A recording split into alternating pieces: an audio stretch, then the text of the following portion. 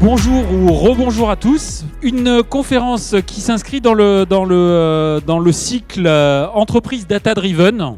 Vous verrez qu'au fil du cycle, entre cette demi-journée et la seconde demi-journée de ce cycle, demain, on abordera des problématiques assez différentes. Cette conférence, elle s'appelle...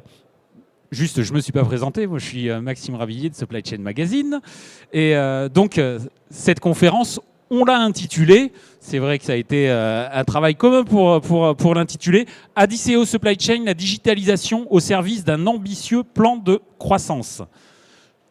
Adiceo, je ne vais pas dévoiler exactement le profil de l'entreprise. Ce qu'on peut dire que l'ambition, elle est mondiale parce qu'on parle d'une entreprise française qui, justement, est développée à l'échelon mondial sur de nombreux marchés. On va parler prévision, les enjeux de cette prévision, des acronymes classiques type SNOP, mais je crois qu'on va même le dépasser pour parler de SIOP, et je vous laisserai tout le loisir de détailler ces acronymes. Et sans plus tarder, on part pour 45 minutes, et je vous passe la parole, et je crois même que vous allez commencer par vous présenter. Donc, Yacine et Pascal, à vous de jouer. Merci Maxime. Bonjour à tous, je me présente très rapidement, Yacine Zerwal, je suis directeur Europe du Sud pour Future Master. Et donc je suis accompagné de Pascal qui va lui-même se présenter par la suite. La présentation que vous allez voir là, en fait, on va vous raconter l'histoire d'un projet qui s'appelle Janus.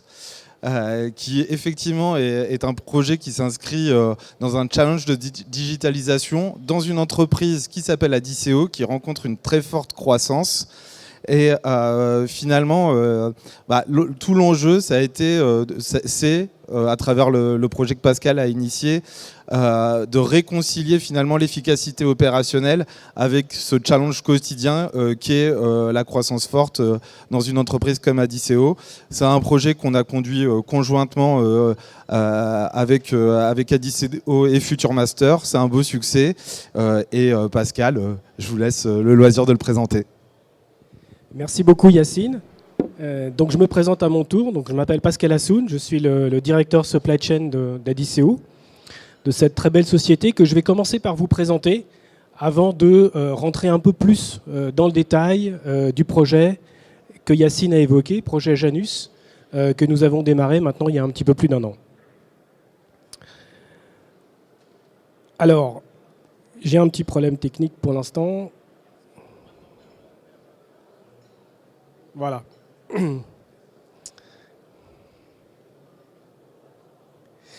Donc, comment va se passer la présentation? Nous allons d'abord vous parler de la société, comme je vous le disais tout à l'heure. Ensuite, quels ont été les challenges? Quels sont les challenges pour la supply chain? Comment nous passons du projet, du processus SNOP au processus SIOP, c'est-à-dire comment faire pour augmenter l'efficacité de notre supply chain? Quels sont les bénéfices que nous attendons? Et quels sont, d'après nous, les facteurs clés de succès pour ce type de projet? Alors, tout d'abord, Adiceo. Adiceo, c'est un des leaders mondiaux qui se trouve en plein milieu de la chaîne alimentaire. Donc, nous sommes une entreprise qui fabrique et distribue à travers le monde des additifs pour l'alimentation des animaux.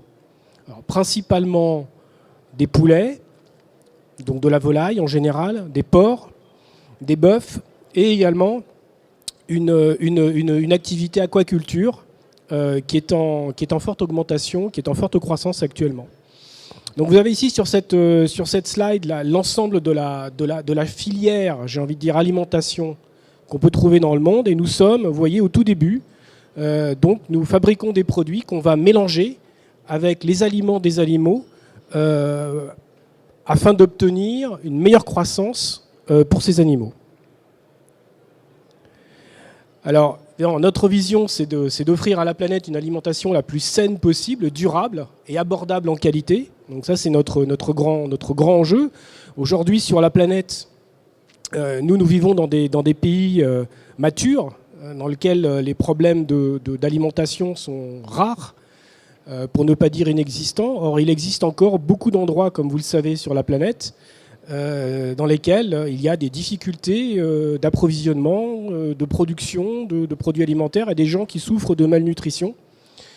Donc un de notre but, et en tout cas notre vision, qui est, on a la faiblesse de croire, très louable, c'est de pouvoir favoriser l'accès aux aliments à des populations qui aujourd'hui sont dans des pays en croissance et qui n'ont pas la chance, comme nous, dans les pays occidentalisés, de bénéficier d'une alimentation vraiment à portée de la main.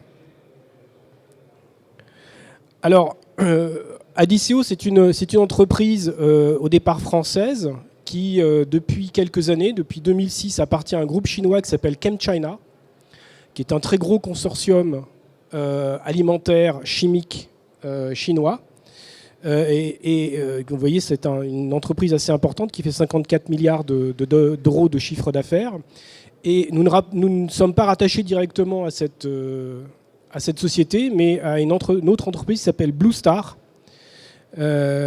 qui est en réalité notre maison mère. Nous, notre chiffre d'affaires, c'est 1,5 milliard d'euros de chiffre d'affaires en 2020, qui sera supérieur en 2021 et probablement très très supérieur en 2022. Voilà les chiffres clés. Je ne vais pas m'étendre énormément sur cette diapositive. Vous voyez donc les 1,5 milliard d'euros. On a 3900, un peu moins de 4000 clients à travers le monde. Nous avons 18 usines à travers le monde, 10 centres de recherche et développement, un peu moins de 2400 collaborateurs. Et nous avons investi un petit peu moins de 2 milliards depuis 2007. Nos équipes sont présentes partout dans le monde. Adisseo est une entreprise qui est vraiment ultra internationale, bien que française. Nous avons des équipes commerciales et des filiales dans toutes les régions du monde. Alors, il faut savoir qu'il y a des régions du monde sur lesquelles nous sommes plus présents que d'autres aujourd'hui. Ce sont les régions du monde qui sont des gros consommateurs de viande. Et c'est notamment le cas de tout le continent américain. Le continent américain est de très loin le continent qui consomme le plus de viande aujourd'hui dans le monde.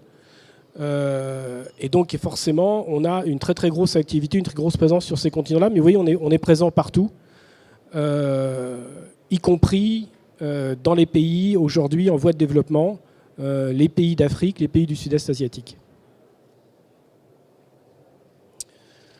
Alors, nous avons beaucoup de types de produits différents chez Adisseo.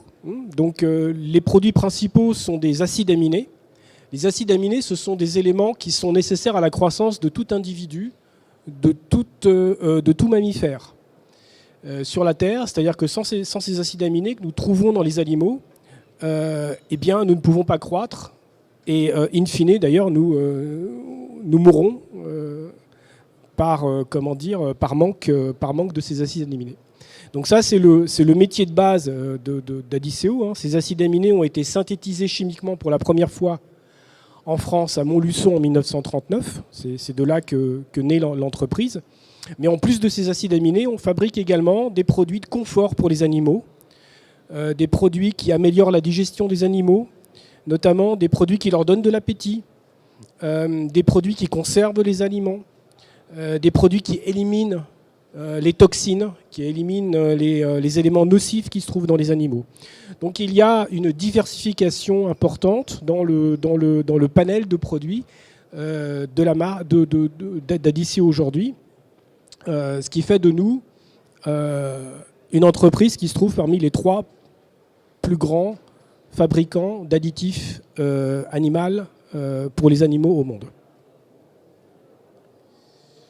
Donc notre ambition, elle est très forte, c'est d'être à 2,5 milliards d'euros pour l'année 2025, donc avec à la fois des croissances internes et des croissances externes. Évidemment d'avoir une action qui augmente. Nous avons été la première entreprise occidentale à être cotée à la bourse de Shanghai. D'être une entreprise en croissance profitable et durable. Et puis, naturellement, on vise le zéro accident. On a une politique sécurité qui est extrêmement forte.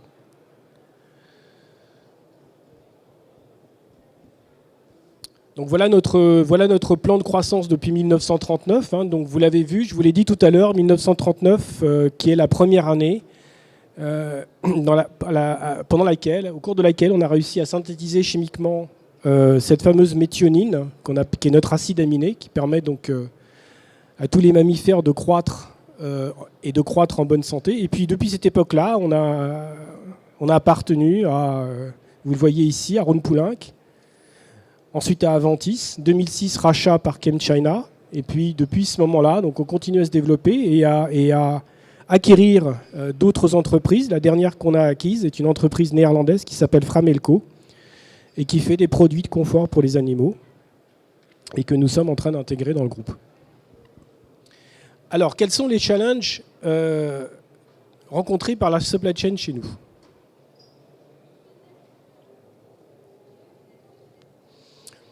Alors tout d'abord, l'organisation, avant de parler de challenge, l'organisation de supply chain d'Adisseo. Donc Adisseo est une entreprise à organisation matricielle, c'est-à-dire que nous avons 3 grandes strategic business units, des business units, c'est-à-dire 3 grandes organisations qui va gérer des typologies de produits. Ce que je ne vous ai pas dit, c'est qu'on fabrique aussi des vitamines pour les animaux, qu'on fabrique toutes les vitamines, les mêmes vitamines qu'on utilise pour les êtres humains. Donc des produits de spécialité, et puis donc cette fameuse méthionine qui sont les acides aminés. Donc en face de ces SBU, Strategic Business Unit, on a des organisations commerciales par région du monde. Et donc chacune de ces SBU va travailler pour toutes ces régions. Et nous, qu'on appelle Global Supply Chain, nous sommes au-dessus pour assurer la coordination de toutes les équipes supply chain, de toutes les BU et de toutes les régions du monde, avec une équipe centralisée qui intervient, donc, comme je disais, dans la coordination, qui intervient dans le day-to-day, dans le suivi des opérations, dans le contrôle des bonnes pratiques, dans la gestion et le lancement des projets, comme celui dont on est en train de parler, celui de Future Master, celui de Janus. Voilà, donc on a une équipe en centrale qui va gérer l'ensemble des éléments que je viens d'évoquer. Alors nos implantations industrielles, on l'a vu tout à l'heure, on a un petit peu moins d'une vingtaine d'usines dans le monde. Nos principales usines sont encore en France, dans le centre de la France. Mais nous avons également une très grosse usine en Espagne, une très très grosse usine en Chine, et d'autres usines aux Pays-Bas, vous le voyez ici, en Belgique, en Thaïlande et aux États-Unis d'Amérique. Donc la grande majorité des produits que nous commercialisons sont fabriqués par Adisseo. Certains produits sont sourcés chez des prestataires externes et revendus. Alors nous avons un réseau de distribution pour la méthionine, qui est donc notre produit principal, qui est extrêmement intégré. Donc, je ne vais pas rentrer dans les détails, mais vous voyez qu'on a ici des usines qui vont livrer des centres de distribution avec 2 typologies de fabrication dans les usines. Des usines qui vont fabriquer des produits finis et puis des usines qui vont fabriquer des produits intermédiaires destinés à la fabrication des produits finis. Donc on a les usines qui sont d'énormes complexes. Visuellement, ça ressemble à des raffineries, de très très grosses raffineries, avec une production qui est une production en continu. Donc il n'y a pas de batch de production chez Adisseo. Sur ces produits-là, on fabrique en continu, non-stop, et on essaye de faire en sorte de ne jamais arrêter les usines, parce que arrêter une usine, ça coûte extrêmement cher, extrêmement d'argent à l'entreprise. Et donc, vous l'avez bien compris, si vous prenez la décision de ne pas arrêter une usine, eh bien, il faut l'alimenter en business, il faut l'alimenter en vente. Et donc, c'est toute la problématique de notre chaîne de distribution, y compris l'industrie, c'est de trouver toujours l'activité économique pour nourrir, j'ai envie de dire, les usines. Alors sur les produits de spécialité, qui sont les produits de confort que j'évoquais tout à l'heure, les produits qui améliorent la digestion des animaux, Donc là, nous sommes principalement sur la sous-traitance. Donc nous avons beaucoup de sous-traitants, donc à la fois des sous-traitants auxquels on va acheter des produits finis. Certains sous-traitants nous appartiennent, tout ou partie. Et puis des sous-traitants chez lesquels on va acheter des produits intermédiaires et qu'on va fabriquer dans nos usines. Et enfin, la structure supply chain industrielle de la vitamine, où là on est quasiment que en sous-traitance. Il n'y a qu'une seule vitamine qu'on fabrique chez nous, qui est la vitamine A. Toutes les autres vitamines sont sous-traitées chez des prestataires et principalement en Chine. Et donc là, on est sur un business qui est beaucoup plus un business de trading qu'un vrai business industriel, et donc un business de trading qui est drivé par les prix. Donc quand vous êtes sur un business qui est drivé par les prix, je vous laisse penser à la complexité que ça peut avoir en termes de prévision de vente, puisque vous ne faites plus de prévision de vente par rapport à des besoins du marché, mais vous faites des prévisions de vente par rapport à des prix qui montent et qui baissent. Et donc ce ne sont plus du tout les mêmes drivers que sur un business classique de prévision de vente. Donc une complexité très forte sur la partie vitamine. Alors quels sont les challenges principaux de la supply chain ? Alors avant tout, c'est l'organisation d'une supply chain mondiale. Donc vous l'avez vu, nous sommes très fragmentés sur le monde entier. Donc nous vendons sur le monde entier, nous fabriquons, nous avons des usines sur le monde entier. Donc avoir une supply chain qui soit très bien organisée au niveau mondial, c'est notre challenge de tous les jours, dont la simplification des flux, la simplification des processus. Le mot simplification et standardisation chez nous est un mot qu'on utilise beaucoup et qui nous tient beaucoup à cœur parce que nous avons, vous l'avez bien compris, une supply chain qui est très complexe. Donc nous intégrons des nouvelles sociétés très régulièrement, donc il faut les former aux us et coutumes d'Adiceo, si j'ai envie de dire, de le dire comme ça, au processus Adiceo, aux réglementations Adiceo, parce que nous sommes sur un marché qui est extrêmement réglementé. Parce qu'on vend des produits qui, à la fin, vont se retrouver dans notre estomac. Donc les contraintes sanitaires sont très très fortes, la réglementation est très très forte et elle varie d'un pays à un autre. L'optimisation du stock, qui est un sujet très fort chez nous, dans la mesure où aujourd'hui on a déjà un niveau de service qui est très élevé. Donc on a un niveau de satisfaction client qui est très très fort en termes de qualité de service, notamment en termes de respect des délais de livraison. Et forcément, la contrepartie, c'est le niveau du stock. On doit également assurer la transition numérique. Aujourd'hui, on n'est pas encore doté de tous les instruments numériques qu'une entreprise de notre taille devrait se doter. Donc on est en phase d'accélération, d'acquisition d'outils numériques. Et l'outil FutureMaster est un des premiers qu'on a intégré en tant que gros outil numérique.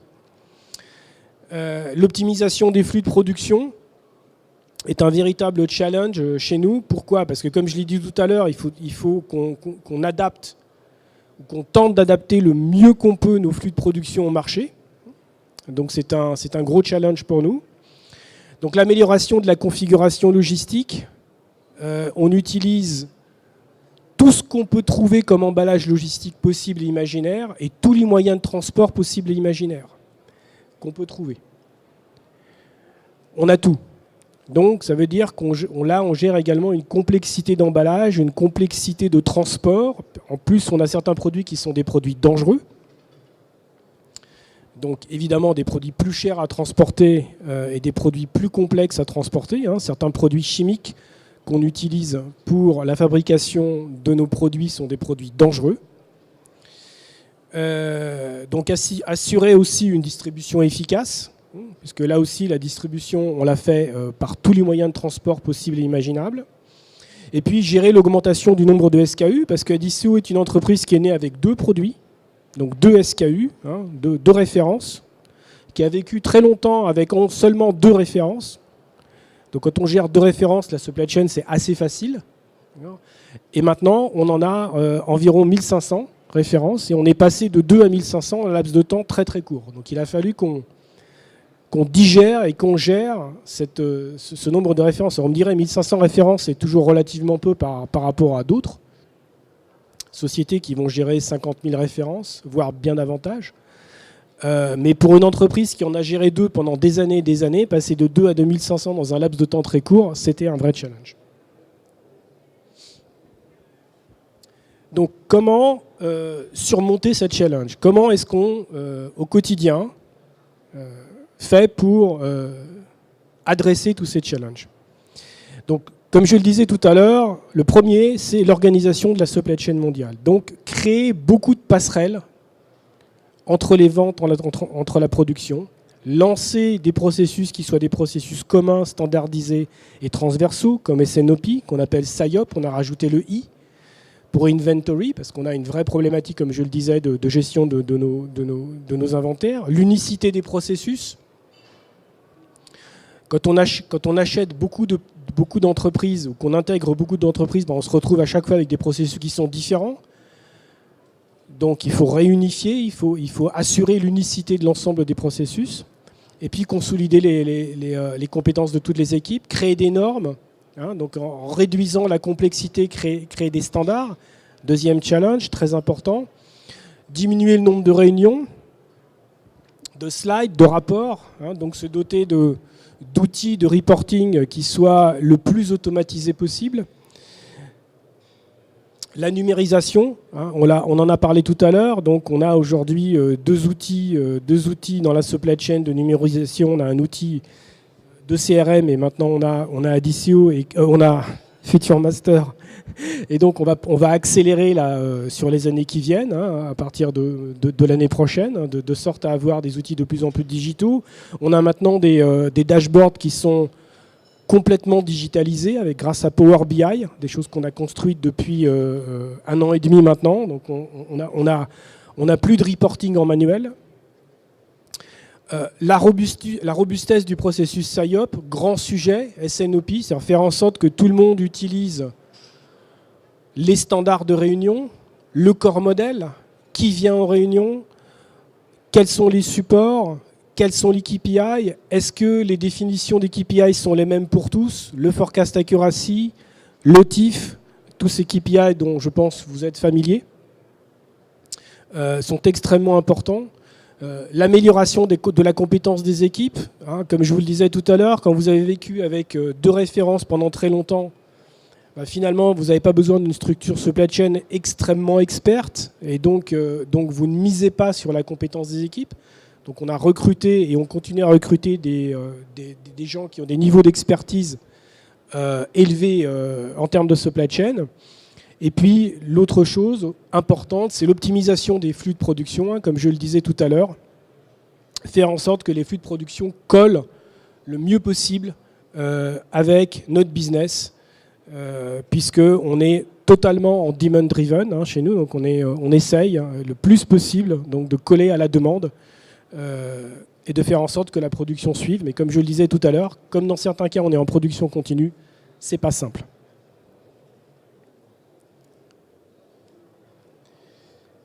Donc du SNOP au SIOP, comment augmenter l'efficacité de la supply chain? Alors, donc on a rajouté un I pour inventaire, très important, donc Sales, Inventory and Operation Planning, pour vraiment mettre l'accent sur la gestion des stocks auprès de nos équipes. Et donc la dynamique des stocks devient un élément clé dans la gestion de la supply chain. Donc, notre problématique principale, c'est comment faire pour assurer le niveau de service client qu'on a toujours eu avec le stock qu'il nous faut, ni plus ni moins. Et donc, c'est ce qui a déclenché cette prise de conscience de gestion des stocks, c'est ce qui a déclenché la volonté de mettre en place un outil de gestion statistique de la demande, un outil de demand planning.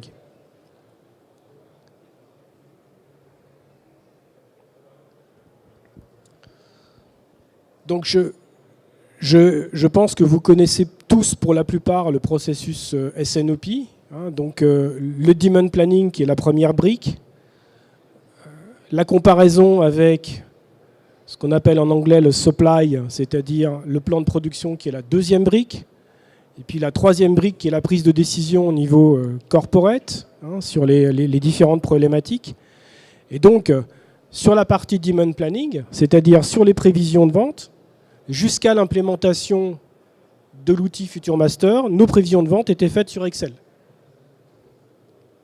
Donc gérées de manière complètement manuelle. Donc évidemment, nous avions un forecast accuracy, donc une qualité de la prévision, une précision de la prévision de vente qui était extrêmement faible, notamment sur certains produits. Donc on a lancé avec FutureMaster ce projet Janus, hein, Janus, le dieu grec qui regarde en avant et en arrière, qui a 2 têtes.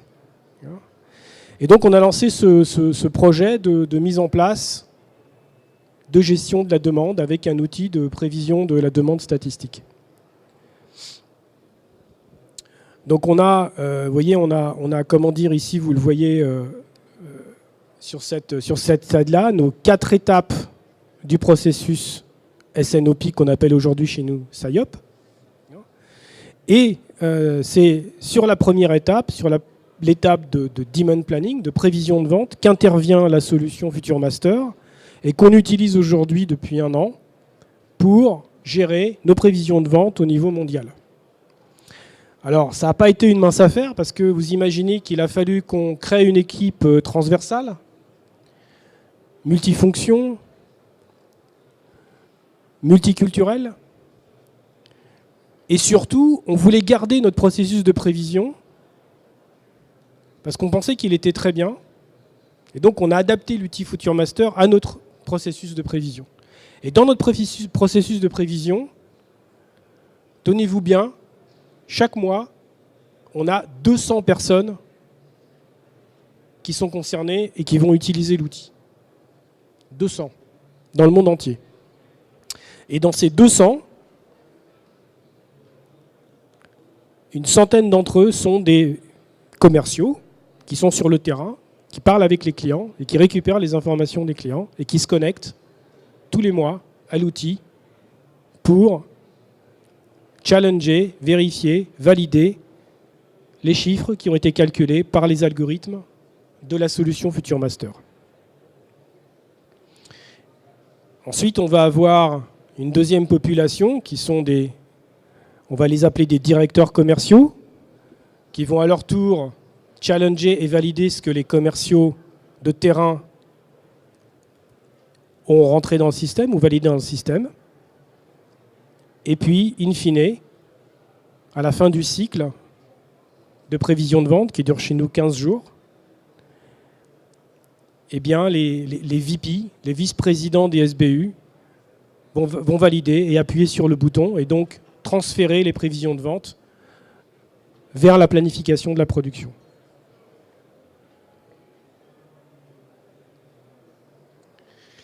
Donc comment est-ce qu'on a déployé le projet? Alors d'abord, on s'est dit on va créer une équipe de champions. Alors c'est quoi un champion? Un champion, c'est une personne qu'on a identifiée comme étant à la fois très communicative, très rigoureuse, très motivée, très dynamique, très portée sur les chiffres, et également qui a un niveau de challenge très important, voilà, qui n'accepte pas le statu quo. Et donc on a créé cette équipe de champions d'une 20aine de personnes et on leur a dit, voilà, d'abord vous allez participer à la sélection de l'outil et ensuite vous allez nous aider à l'implémenter. Et donc c'est ce qu'on a fait, donc on a utilisé, on a sélectionné ces 20 champions. Pas simplement en France, hein, mais c'était des gens, comme je disais, multiculturels, multirégionaux, multifonctionnels. Évidemment, on a obtenu les ressources adéquates au niveau de notre IT, de notre département informatique. On a impliqué la direction, parce qu'on a dit à notre direction, si vous ne nous aidez pas si vous ne sponsorisez pas ce projet, ça ne va pas marcher parce qu'on a un changement culturel qui va être très très fort, parce qu'on va passer d'un tableur Excel qui n'est pas du tout pré-rempli par des prévisions à un outil digital sophistiqué, voire même très sophistiqué, qui va générer des prévisions automatiques. Il va falloir rentrer dans cet outil, comprendre comment il fonctionne et aller modifier ou pas les chiffres qui ont été générés par la solution. Et puis on va vous le demander de le faire non plus sur 3 mois comme on le faisait avant, mais sur 12. Parce qu'on a besoin d'avoir des prévisions sur 12 mois, parce qu'il faut prévoir les achats de matières premières, il faut donner des prévisions d'approvisionnement à nos fournisseurs, et que 12 mois, c'est un horizon dont on a besoin pour pouvoir donc gérer au mieux ces achats de matières premières. Ensuite, on a formé ces champions qui sont passés de champions à key users. On leur a dit, on vous a mis une casquette de champion, mais maintenant que vous savez que vous êtes des champions, vous allez devenir des key users. Et donc, ils sont devenus des key users et ils ont ensuite formé, avec l'aide de Future Master, les users, c'est-à-dire les 200 autres personnes qui interviennent mensuellement sur notre cycle de prévision de vente.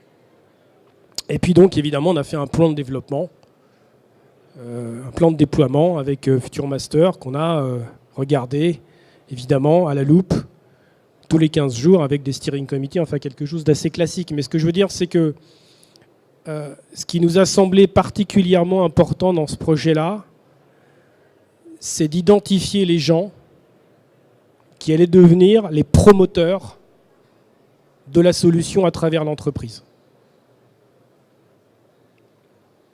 Et ça, c'est quelque chose que je pense que si on ne l'avait pas fait,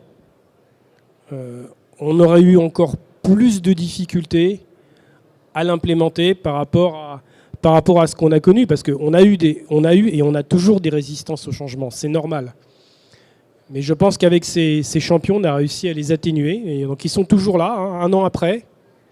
Alors pas tous, pas tous, mais au moins la moitié d'entre eux sont toujours là, et on continue à les utiliser pour des formations, pour de la promotion de l'outil, etc., etc. dans la société. Ils sont devenus des ambassadeurs de Future Master chez Adiceo. Alors, la roadmap générale de l'exécution, donc on l'a faite en 4 volets. Donc là, je ne vais pas rentrer dans le détail. Donc le premier volet que vous voyez ici en jaune et en orange, donc depuis la fin de l'année 2019 jusqu'à même bien après Q1 2020, c'était le changement culturel. Donc je vous ai parlé des champions. On n'a pas utilisé que nos champions pour faire le changement culturel. On a nous-mêmes fait des roadshows. On a utilisé nos ressources humaines, notre DRH, pour nous aider dans la communication et pour nous aider à bien approcher ceux qui allaient être les utilisateurs de l'outil. Donc on a fait un plan de changement culturel assez robuste, assez important. Alors, malheureusement, à cause de la crise du Covid, on n'a pas pu faire tous les roadshows qu'on voulait, tous les déplacements qu'on voulait, mais voilà, on a au moins pu en faire quelques-uns, puis les autres, on les a fait en conférence call. Après, on a la deuxième chose, le deuxième volet qui est très important, c'est la construction du corps modèle. Donc, on a construit un corps modèle avec l'équipe des spécialités, qui est notre deuxième business unit la plus importante. Et donc, on a construit avec eux le corps modèle du processus SNOP, SIOP, et le corps modèle, en grande partie, le corps modèle de ce qu'allait être Future Master, puisqu'en fait, on a adapté Future Master aux besoins d'Adiceo. Ensuite, on a défini et digitalisé tous nos KPI. C'était la troisième étape, parce qu'on avait des KPI qui étaient très différents d'une région à l'autre. Et puis, donc finalement, vous le voyez en rouge, donc on a déployé la solution Future Master.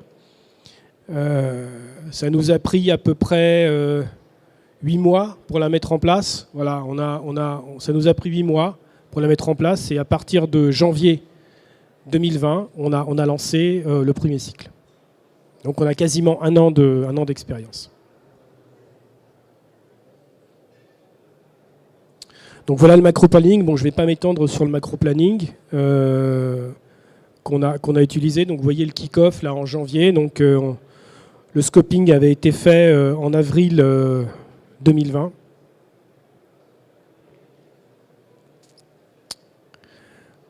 Alors les bénéfices attendus. Alors les bénéfices attendus, chez nous, comme je vous l'ai dit tout à l'heure, ce qu'on veut surtout, c'est une maîtrise de nos stocks.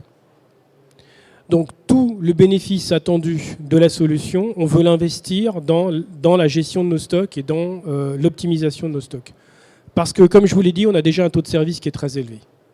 On a déjà un notif qui est très élevé. Et donc, pour arriver à avoir un niveau de stock plus bas avec le même niveau de service, il faut améliorer, entre autres, la prévision de vente. Donc, notre objectif de forecast accuracy, prévision de la qualité de vente, c'est 75%, qui nous semble être les standards internationaux qu'on connaît aujourd'hui. Alors 75%, c'est une moyenne. Il y a des produits sur lesquels on est au-dessus et des produits sur lesquels on est en dessous. Alors, jusqu'à ce que on soit touché par la crise qu'on connaît actuelle du transport mondial due au Covid, puisque comme vous le savez sûrement aujourd'hui, et notamment sur le transport maritime, on a d'extrêmes difficultés pour trouver des ressources, trouver des navires, trouver des conteneurs, et donc on livre tout en retard. Donc jusqu'à ce qu'on soit touché par ça, on s'était déjà approché des 75% avec Future Master. Malheureusement, depuis, on a arrêté de mesurer, parce que ça ne veut plus rien dire, parce que comme on livre tout en retard, mais ça n'a rien à voir avec l'outil, si vous voulez, la mesure de l'efficacité de l'outil ne fait plus de sens.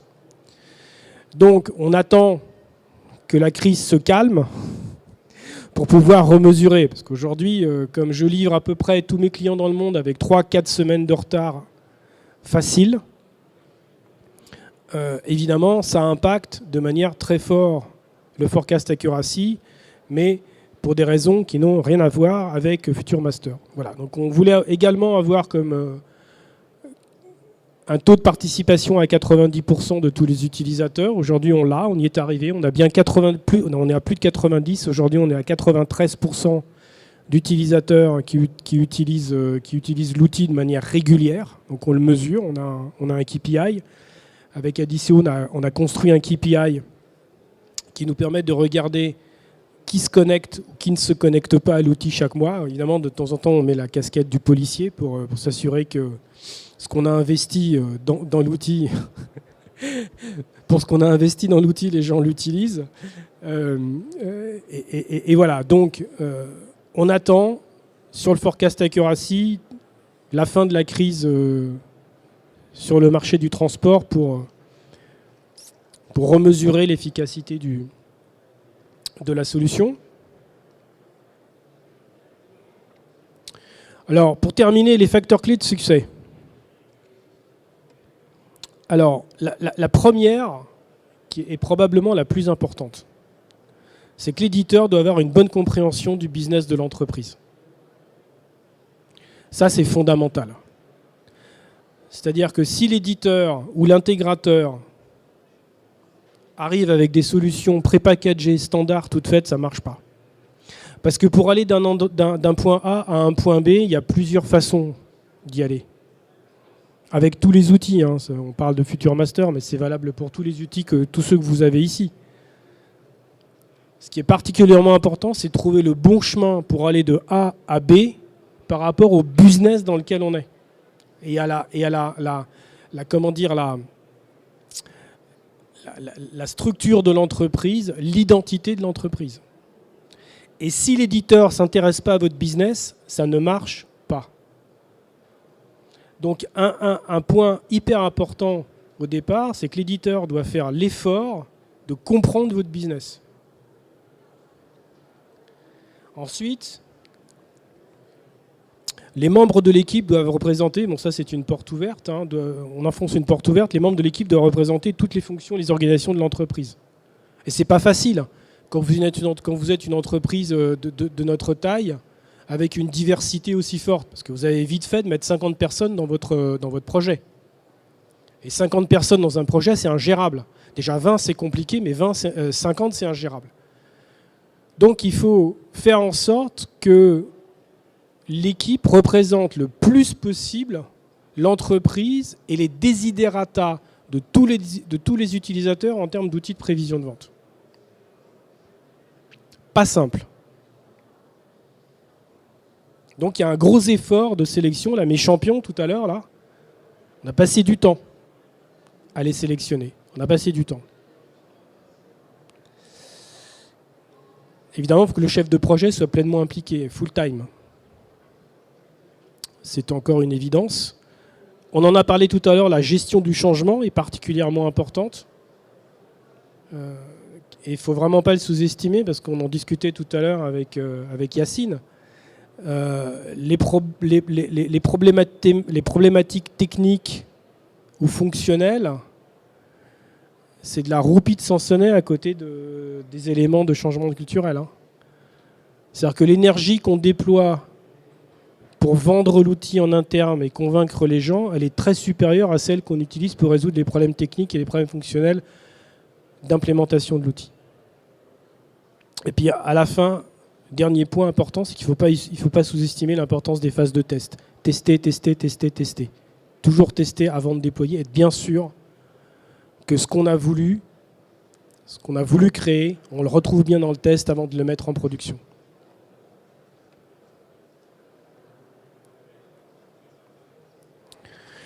Alors nos prochaines étapes, c'est de continuer de renforcer l'usage de la solution de l'outil en interne. On a créé une fonction de Global Demand Planner. Donc c'est quelqu'un qui va s'assurer des bonnes pratiques au niveau global, au niveau mondial. Et alors là, on a fait une super recrue, on a eu beaucoup de chance. On a recruté un jeune homme d'un très haut niveau. Mais c'est très important d'avoir la vision globale et d'avoir ensuite des relais sur toutes les régions, sur toutes les organisations. On va probablement lancer en 2022 des nouvelles solutions numériques, un outil track and trace et un DRP. Donc on continue dans la numérisation. Et puis on va continuer à faire en sorte que notre organisation de la supply chain mondiale soit la plus efficace possible, la plus efficiente possible, non seulement sur la partie logistique, sur la partie des centres de distribution. On est en train de créer un centre de distribution mondial, first class, dans le centre de la France, dans la région lyonnaise, qu'on est en train de déménager, de sorte à avoir vraiment un centre de distribution et des pratiques qui soient au niveau des produits qu'on fabrique, qui sont des produits très nobles, hein, vous l'avez compris, donc on nourrit la planète. Et donc comme on manipule des produits très nobles qui nourrissent les gens, hein, sont un peu comme des produits pharmaceutiques en fait, hein, eh bien il faut les stocker, les manipuler et les distribuer avec la plus grande précaution et le plus grand care. Voilà, mais j'ai fini de toute façon. Voilà, donc je suis à votre disposition si vous avez des questions. Merci beaucoup. Il va falloir être très efficace dans la façon de gérer la phase de questions. Merci Pascal. Est-ce qu'il y a une question, alors éventuellement qui permettrait aussi à Yacine, côté Futur Master, de s'exprimer, même si je suis sûr qu'il sera disponible sur son stand ensuite pour répondre à des questions. Mais est-ce qu'il y aurait... du coup, moi, ma question, ça serait justement la rencontre, elle s'est faite comment? Vous aviez une idée précise du type d'outil que vous vouliez et du type d'acteur? Quelle a été votre revue du marché? Du moins, pourquoi vous vous retrouvez tous les deux aujourd'hui sur scène? Alors, effectivement, c'est une super question. Donc, quand on a lancé le projet, on a présélectionné 4 éditeurs. Et ensuite, on en a, sur ces 4, représélectionné 2.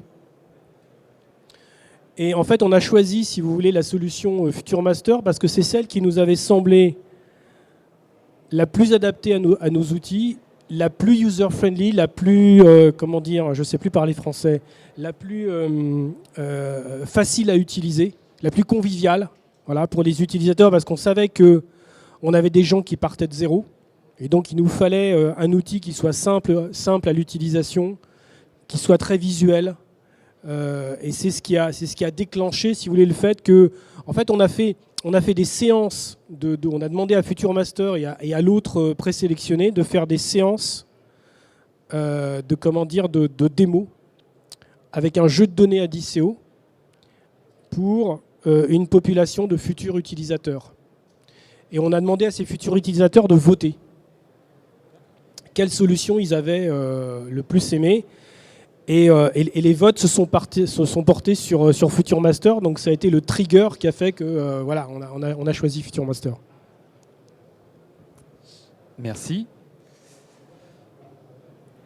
Je vais prendre, alors j'en vois 2, mais on va peut-être pas avoir trop le temps, mais au moins prenant une question de la salle. Oui, Éric de Saint-Cernin, consultant en supply chain. Merci pour la présentation.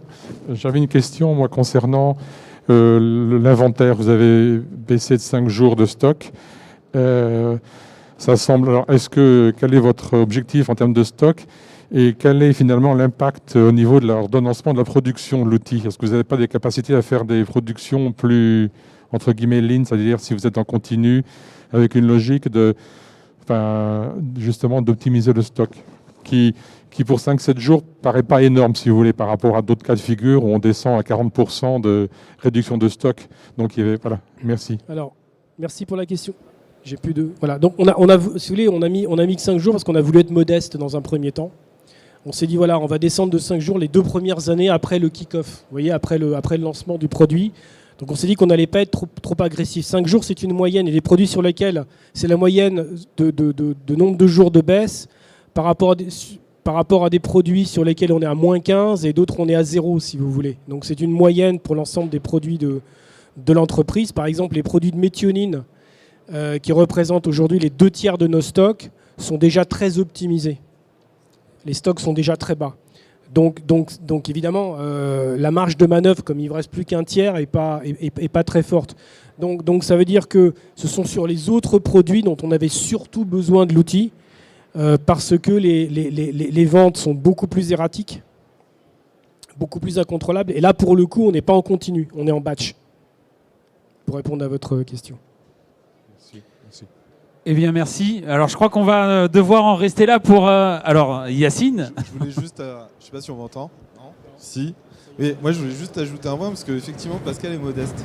En fait, il y a un dernier, je pense, critère de succès qui est pas à négliger, c'est l'énergie qui a été mise côté ADCO et côté Pascal et sur ses équipes, parce que j'insiste, 200 utilisateurs, un core model, 3 business units, produits, je ne sais pas combien de business units régionales, 7 différents corps de métier, de la finance, du commerce, unifiés autour d'un seul processus et 8 mois de projet. Donc l'énergie qui a été dépensée, elle est incroyable, et je pense que parmi les critères de succès, il y a ça aussi à mettre en exergue. Donc et Pascal est modeste. Voilà, je voulais ajouter ça. Évidemment, je comprends Maxime, faut clôturer. Donc si vous voulez poser des questions, il y a notre stand, il y a d'autres témoignages clients, n'hésitez pas, on se fera un plaisir de répondre aux questions auxquelles on n'a pas pu répondre maintenant. Merci, au revoir.